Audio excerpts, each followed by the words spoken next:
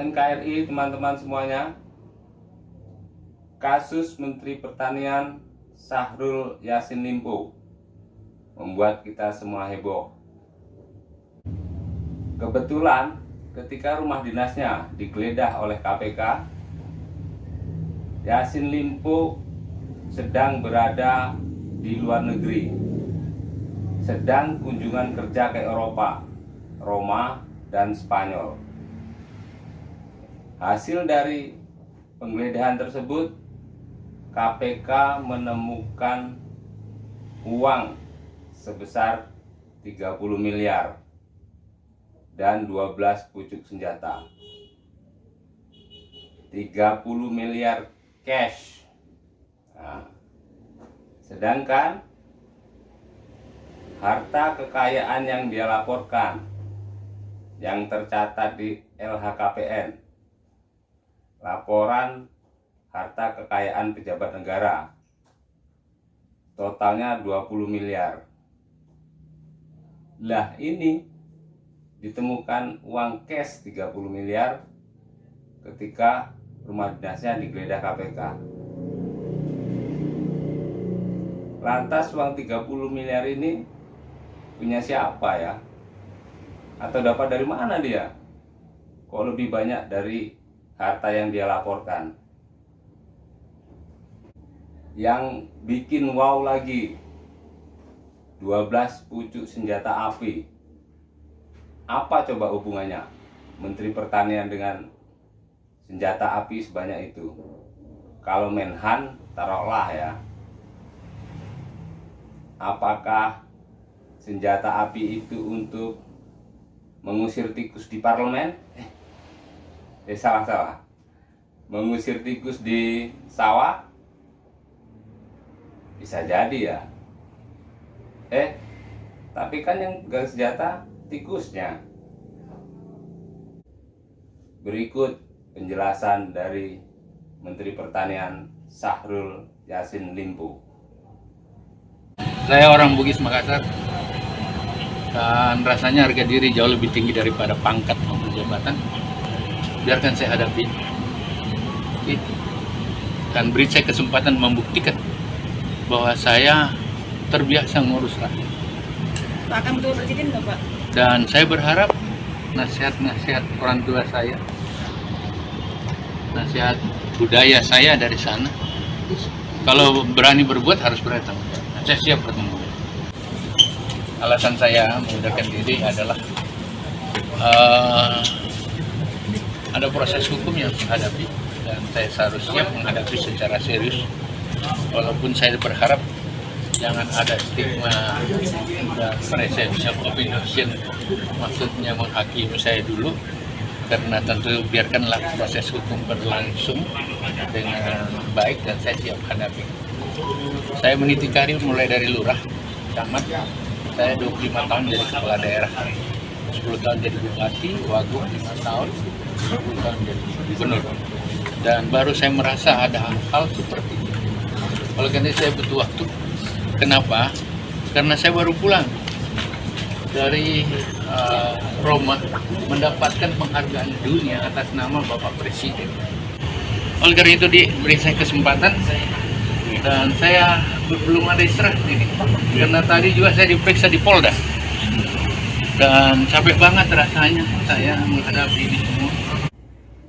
Ketika ada orang ditanya tentang keburukan atau kejahatan yang dia lakukan, dan dia menjawabnya dengan menceritakan kebaikannya, prestasinya, sukunya, agamanya,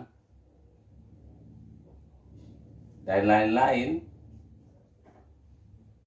percayalah, saat itu juga dia sedang menutupi keburukan atau kejahatan yang sedang dia lakukan,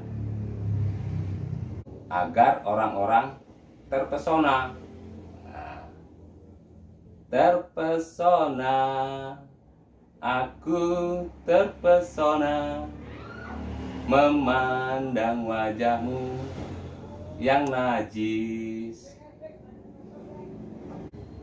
ketika Pak Mentan ini kunjungan kerja ke Eropa, Roma dan Spanyol, sempat dikabarkan hilang atau lost kontak.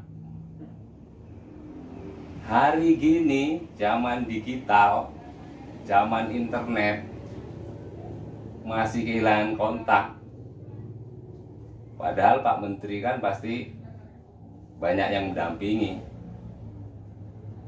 Apa mungkin di Eropa nggak ada sinyal ya, sehingga bisa lost kontak? Nah, begini penjelasan dari politikus Nasdem Ahmad Sahroni. Berikut videonya. Nasdem menyebut Mentan diduga lupa membawa ponsel karena sakit. Mentan pun disebut mengalami stres usai rumah dinasnya digeledah KPK.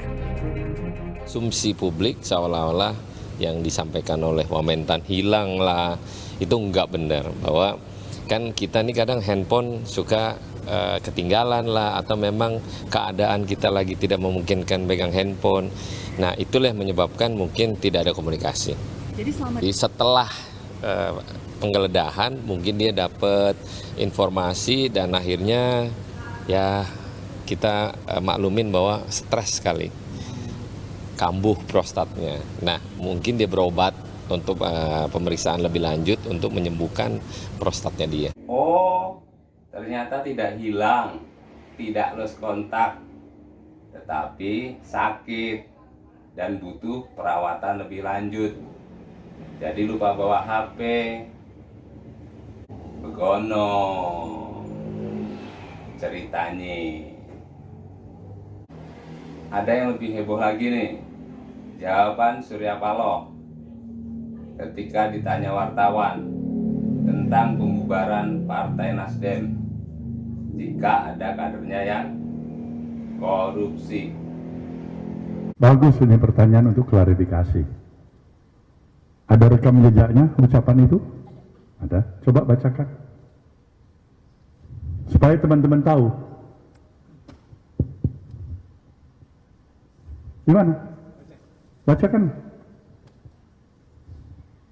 Di pemberitaan Republika, Pak. Republika, yang menulis Republika. Iya, benar. Dan ditanya oleh Republika. Iya, iya. Oh. Kapan saya bicara, kepada siapa saya bicara, di mana audiens? 3 Juni 2015 saat pembekalan caleg Partai Nasdem. Iya, enggak demikian meaningnya. Enggak ada lebih tolol. Ketua umum partai mengatakan kalau ada kader partai yang korupsi, partai dibubarkan. Bodoh deh. Jadi itu tidak benar, Pak, ucapan itu. Enggak, itu dia salah. Karena memang tidak ada itu. Meaningnya bukan begitu. Jadi makna yang sesungguhnya bukan itu. Spirit semangat kita untuk anti korupsi nggak ada artinya kita ini kalau kader kita jangan bisa melakukan perbuatan-perbuatan tercela. Untuk apa kita punya institusi seperti ini? Nah, spirit adalah seperti itu. Jadi bukan letterlek. Ada kader partai ya. Siapa menjamin kader partai itu penyusup bisa masuk jadi kader partai kita hari ini? Kemudian melakukan perbuatan tidak tercela. Kemudian pada anak-anak negeri ini yang datang dengan penuh cita-cita, idealisme, pengabdian, berjuang bersama di dalam suatu partai, harus menjadi korban karena 1, 2, 3 orang yang tidak tepat. Nah itu tidak benar. Jadi saya intinya mengkoreksi, bukan itu. Sesungguhnya. Baik, terima kasih. Pinter banget nih wartawan ya. Ketika ditanya balik, dia langsung menjawab dengan data-data, dengan bukti-bukti lengkap. Sehingga Surya Paloh langsung emosi, ngegas. Lol katanya. Kalau ada ketua partai membubarkan partainya jika ada kadernya yang korupsi. Lol parah.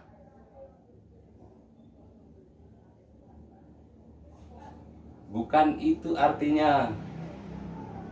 Bukan itu meaningnya.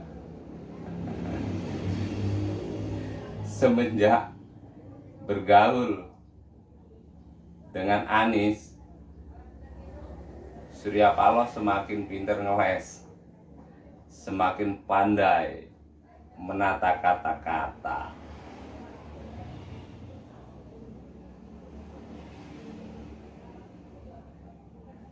Bagaimana menurut teman-teman semua? Terima kasih sudah menonton. Salam NKRI. Hurrah!